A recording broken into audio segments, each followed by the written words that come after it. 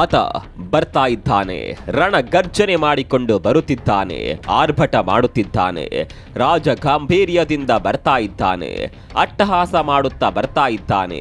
ಆತ ಬರ್ತಾ ಇದ್ದಾನೆ ಅನ್ನೋದು ಗೊತ್ತಾಗುತ್ತಿದ್ದಂತೆ ಎದುರಾಳಿ ಪಾಳಯದ ಎದೆ ನಡುಗೋದಕ್ಕೆ ಶುರುವಾಗಿದೆ. ಆತ ಬೇರ್ಯಾರೂ ಅಲ್ಲ, ರಫೇಲ್ ಅನ್ನುವ ರಣರಕ್ಕಸ, ಶತ್ರು ಸಂಹಾರಿ, ಶತ್ರುಗಳ ಎದೆ ಸೀಳಿ ಮಟ್ಟ ಹಾಕುವ ಬ್ರಹ್ಮರಕ್ಕಸ. ಹೌದು, ಪಾಕಿಸ್ತಾನ ಹಾಗೂ ಭಾರತದ ನಡುವೆ ಎಲ್ಲವೂ ಸರಿಯಿಲ್ಲದೆ ಇರುವ ಈ ಸಂದರ್ಭದಲ್ಲಿ ಭಾರತಕ್ಕೆ ರಣಗರ್ಜನೆ ಮಾಡುತ್ತಾ ರಫೇಲ್ ಬರ್ತಾ ಇದ್ದಾನೆ. ಭಾರತದ ಈಗಿನ ಬಲ ನೋಡಿಯೇ ಬೆವರುತ್ತಿರುವ ಪಾಕಿಸ್ತಾನ ರಫೇಲ್ ಬರ್ತಾ ಇದ್ದಾನೆ ಅನ್ನೋದು ಗೊತ್ತಾಗುತ್ತಿದ್ದಂತೆ ನಡುಗೋದಕ್ಕೆ ಶುರು ಮಾಡಿದೆ. ನಿಮಗೆಲ್ಲ ಗೊತ್ತಿರುವ ಹಾಗೆ ಈಗಾಗಲೇ ಭಾರತದ ಬಳಿ ರಫೇಲ್ ಯುದ್ಧ ವಿಮಾನಗಳಿದೆ. ಇದೀಗ ಮತ್ತೆ 26 ರಫೇಲ್ ಫೈಟರ್ ಜೆಟ್ಗಳನ್ನು ಖರೀದಿ ಮಾಡೋದಕ್ಕೆ ಭಾರತ ನಿರ್ಧಾರ ಮಾಡಿದೆ.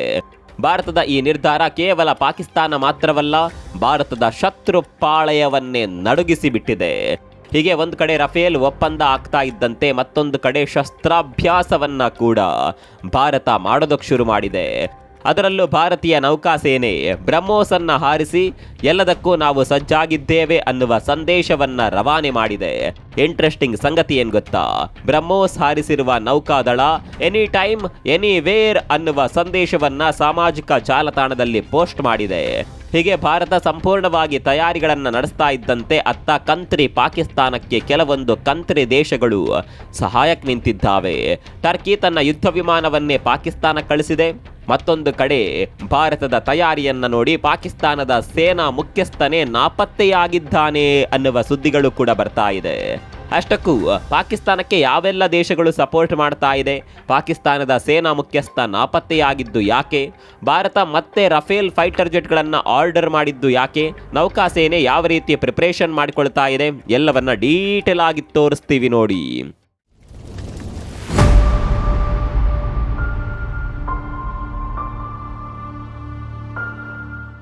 ಸ್ನೇಹಿತರೆ, ಭಾರತ ಎಂತಹ ಪರಿಸ್ಥಿತಿಯನ್ನ ಎದುರಿಸೋದಕ್ಕೆ ಕೂಡ ಸರ್ವಸನ್ನದ್ಧವಾಗಿದೆ. ಎಲ್ಲ ಕಡೆ ಯುದ್ಧ ಆಗುತ್ತೆ ಅನ್ನುವ ಮಾತುಗಳನ್ನ ನೀವೆಲ್ಲ ಕೇಳಿರ್ಬೋದು. ಯುದ್ಧ ಅಷ್ಟು ಸುಲಭದಲ್ಲಿ ಆಗೋದಿಲ್ಲ ಅನ್ನೋದು ಕೂಡ ನಿಮಗೆ ಗೊತ್ತಿರಬೇಕು. ಯುದ್ಧ ಅಂದ್ರೆ ಅದು ಪಬ್ಜಿ ಗೇಮ್ ಅಲ್ಲ, ಯುದ್ಧ ಅಂದ್ರೆ ಅದು ಕ್ರಿಕೆಟ್ ಗೇಮ್ ಅಲ್ಲ. ಹಾಗೊಂದು ವೇಳೆ ಪಾಕಿಸ್ತಾನ ಹಾಗೂ ಭಾರತದ ನಡುವೆ ಯುದ್ಧ ಆಗಬೇಕು ಅಂದ್ರೆ ಇಷ್ಟೊತ್ತಿಗೆ ಆಗಿ ಹೋಗ್ತಾ ಇತ್ತು. ಇಷ್ಟೊತ್ತಿಗೆ ಯಾಕೆ ಭಾರತದ ಜಾಗದಲ್ಲಿ ಒಂದು ವೇಳೆ ಇಸ್ರೇಲ್ ಇರ್ತಾ ಇದ್ರೆ ಇಲ್ಲಿವರೆಗೆ ಪಾಕಿಸ್ತಾನ ಅನ್ನುವ ದೇಶವೇ ಇರ್ತಾ ಇರಲಿಲ್ಲ. ಇಸ್ರೇಲ್ ಯಾಕೆ, ರಷ್ಯಾ ಇರ್ತಾ ಇದ್ರು, ಪಾಕಿಸ್ತಾನ ಭಸ್ಮ ಆಗ್ತಾ ಇತ್ತು. ಆದರೆ ಭಾರತ ಯಾವತ್ತೂ ಕೂಡ ಅಂತಹ ಅಗ್ರೆಸಿವ್ ಮೂವ್ ಮಾಡೋದಿಲ್ಲ, ಈಗಲೂ ಮಾಡೋದಿಲ್ಲ. ಆದರೆ ಯಾವ ತಯಾರಿಗಳನ್ನ ಮಾಡಿಕೊಳ್ಳಬೇಕು ಅದೆಲ್ಲವನ್ನ ಭಾರತ ಖಂಡಿತವಾಗಿಯೂ ಮಾಡಿಕೊಳ್ಳುತ್ತೆ. ಈಗಲೂ ಅಷ್ಟೇ, ಯುದ್ಧದ ಸನ್ನಿವೇಶ ಇರೋದ್ರಿಂದ ತನ್ನ ರಕ್ಷಣೆಗೆ ಏನೆಲ್ಲ ಸಿದ್ಧತೆಗಳನ್ನ ಮಾಡಿಕೊಳ್ಳಬೇಕು ಅದೆಲ್ಲವನ್ನ ಮಾಡಿಕೊಳ್ತಾ ಇದೆ. ಇದೀಗ ಭಾರತ ತನ್ನ ಸೇನೆಗೆ ಮತ್ತಷ್ಟು ಅಸ್ತ್ರಗಳನ್ನ ಸೇರ್ಪಡೆ ಮಾಡಿಕೊಳ್ತಾ ಇದೆ. ಅದರಲ್ಲೂ ರಫೇಲ್ ಅನ್ನುವ ಬ್ರಹ್ಮಾಸ್ತ್ರವನ್ನ ಭಾರತ ಮತ್ತಷ್ಟು ಖರೀದಿ ಮಾಡ್ತಾ ಇದೆ. ಇದಕ್ಕಾಗಿ ಫ್ರಾನ್ಸ್ ಜೊತೆ ಬರೋಬ್ಬರಿ 63,000 ಕೋಟಿ ಮೊತ್ತದ ಒಪ್ಪಂದವನ್ನ ಭಾರತ ಫ್ರಾನ್ಸ್ ಜೊತೆ ಮಾಡಿಕೊಂಡಿದೆ.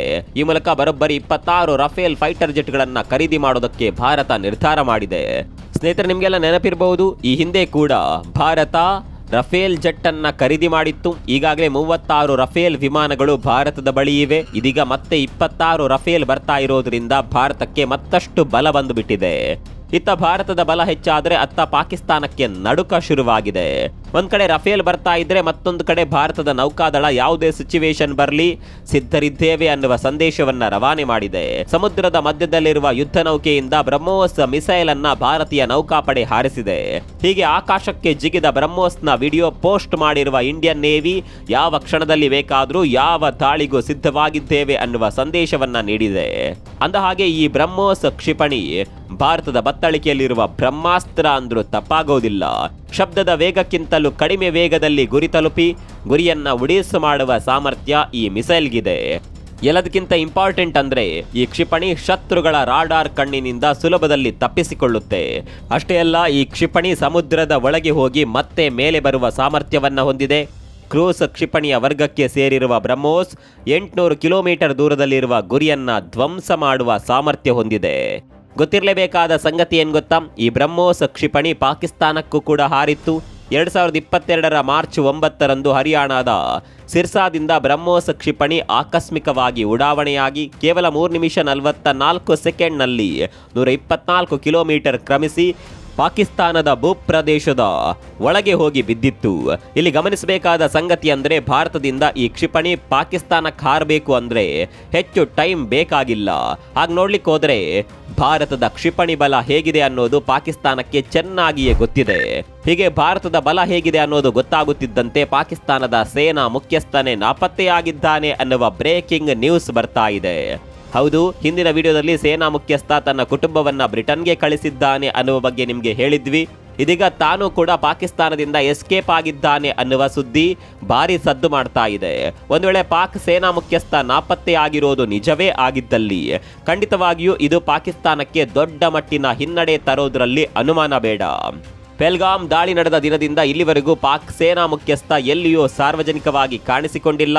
ಇನ್ನು ಕೆಲವು ಸುದ್ದಿಗಳ ಪ್ರಕಾರ ಪಾಕ್ ಸೇನಾ ಮುಖ್ಯಸ್ಥ ಜನರಲ್ ಆಸಿಮ್ ಮುನೀರ್ ರಾವಲ್ಪಿಂಡಿಯಲ್ಲಿರುವ ಬಂಕರ್ನಲ್ಲಿ ಅಡಗಿಕೊಂಡಿದ್ದಾನಂತೆ. ಹೀಗೆ ಪಾಕ್ ಸೇನಾ ಮುಖ್ಯಸ್ಥ ಎಸ್ಕೇಪ್ ಕತೆ ವೈರಲ್ ಆಗ್ತಾ ಇರುವ ಬೆನ್ನಲ್ಲೇ ಪಾಕ್ ಸೇನೆಗೆ ಮತ್ತೊಂದು ಶಾಕಿಂಗ್ ಸುದ್ದಿ ಎದುರಾಗಿದೆ.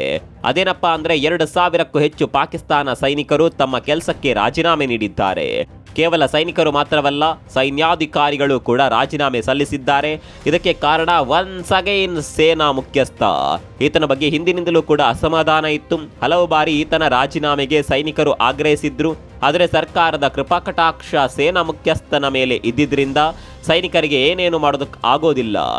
ಈಗ ಕೂಡ ಯುದ್ಧದ ಸನ್ನಿವೇಶದಲ್ಲಿ ಮುಂದೆ ನಿಲ್ಲಬೇಕಾದ ಸೇನಾ ಮುಖ್ಯಸ್ಥನೇ ತನ್ನ ಕುಟುಂಬ, ತನ್ನ ಸುರಕ್ಷತೆಗೆ ಆದ್ಯತೆ ನೀಡಿರೋದು ಪಾಕಿಸ್ತಾನ ಸೇನೆಯ ಯೋಧರು, ಇತರೆ ಅಧಿಕಾರಿಗಳಿಗೆ ತೀವ್ರ ಬೇಸರ ಮೂಡಿಸಿದೆ. ಹೀಗಾಗಿ ಅವನು ರಾಜೀನಾಮೆ ಕೊಡದೇ ಇದ್ರೆ ಪರವಾಗಿಲ್ಲ, ನಾವೇ ರಾಜೀನಾಮೆ ಕೊಟ್ಟು ಹೋಗ್ತೇವೆ ಅಂತ ರಾಜೀನಾಮೆ ಸಲ್ಲಿಸಿದ್ದಾರೆ. ಈಗ ಆಗುತ್ತಿರುವ ಒಂದೊಂದು ಬೆಳವಣಿಗೆಗಳು ಕೂಡ ಪಾಕಿಸ್ತಾನಕ್ಕೆ ತೀವ್ರ ಹಿನ್ನಡೆಯನ್ನ ನೀಡ್ತಾ ಇದೆ. ಇದರ ನಡುವೆ ಕೆಲವೊಂದು ಪ್ರಯತ್ನಗಳನ್ನ ಪಾಕಿಸ್ತಾನ ಮಾಡ್ತಾ ಇದೆ. ತನ್ನ ಸ್ನೇಹಿತ ದೇಶಗಳ ಬಳಿ ಸಹಾಯಕ್ಕಾಗಿ ಅಂಗಲಾಚುತ್ತಿದೆ. ಈಗ ಕೊನೆಗೆ ಚೀನಾ ಹಾಗೂ ಟರ್ಕಿ ದೇಶಗಳು ನಾವು ನಿಮ್ಮ ಜೊತೆ ಇದ್ದೇವೆ ಅಂತ ಪಾಕ್ಗೆ ಅಭಯ ನೀಡಿವೆ. ಈ ಎರಡೂ ದೇಶಗಳಿಗೂ ಕೂಡ ಭಾರತವನ್ನ ಕಂಡ್ರೆ ಆಗೋದಿಲ್ಲ. ಹೀಗಾಗಿ ಭಾರತದ ವಿರುದ್ಧ ಏನ್ ಮಾಡೋದಕ್ಕೆ ಕೂಡ ಈ ದೇಶಗಳು ರೆಡಿ ಇದ್ದಾವೆ. ಚೀನಾ ಪಾಕಿಸ್ತಾನಕ್ಕೆ ಸಪೋರ್ಟ್ ನೀಡ್ತಾ ಇದ್ದಂತೆ ಪಾಕಿಸ್ತಾನ ಚೀನಾ ನಿರ್ಮಿತ PL-15 ಅನ್ನುವ ಕ್ಷಿಪಣಿಯನ್ನ ಗಡಿಯಲ್ಲಿ ನಿಯೋಜನೆ ಮಾಡಿದೆ. ರಫೇಲ್ ದಾಳಿಯಿಂದ ತನ್ನನ್ನು ತಾನು ಬಚಾವ್ ಮಾಡಿಕೊಳ್ಳೋದಕ್ಕೆ ಇದು ಬಿಟ್ರೆ ಪಾಕಿಸ್ತಾನಕ್ಕೆ ಬೇರೆ ಆಯ್ಕೆಗಳೇ ಇಲ್ಲ. ಹೀಗಾಗಿ ಚೀನಾದ ಕೈಕಾಲು ಹಿಡಿದು ಚೀನಾ ನಿರ್ಮಿತ ಮಿಸೈಲ್ ಅನ್ನ ನಿಯೋಜನೆ ಮಾಡಿದೆ ಪಾಕಿಸ್ತಾನ. ಅತ್ತ ಟರ್ಕಿ ಕೂಡ ಪಾಕಿಸ್ತಾನದ ಸಹಾಯಕ್ಕೆ ಧಾವಿಸಿದೆ.